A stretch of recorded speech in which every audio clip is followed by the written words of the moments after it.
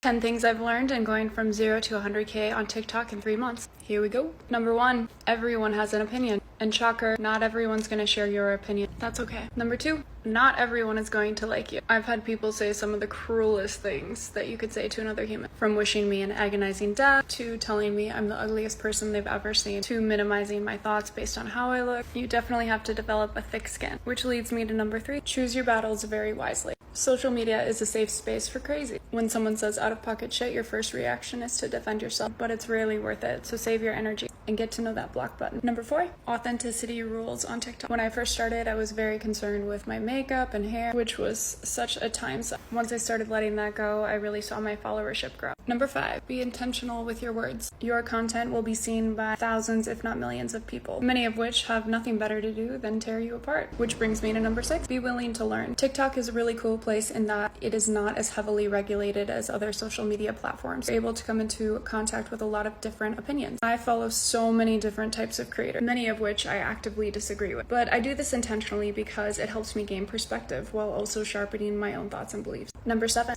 know your why and let it be greater than you. My why has always been and probably always will be to help women become the most authentic version of themselves. Which brings us to number 8. I use the 80-20 rule. 80% of my content reiterates my why, which is bigger than me. 20% of my content is about my personal lived experience. Number 9, follow the energy. There's some content that I've made that I would have never guessed I would have discussed on TikTok. But when you listen to your audience and you allow them to lead the thoughts that you share, it makes space for really cool conversations. And number 10, neutralize, neutralize, neutralize. What you share as a creator, what trolls say to you, what your most loyal followers say to you matters, but it also doesn't matter at all. The more you can neutralize your emotional reaction to any of it, the more fun you're gonna have.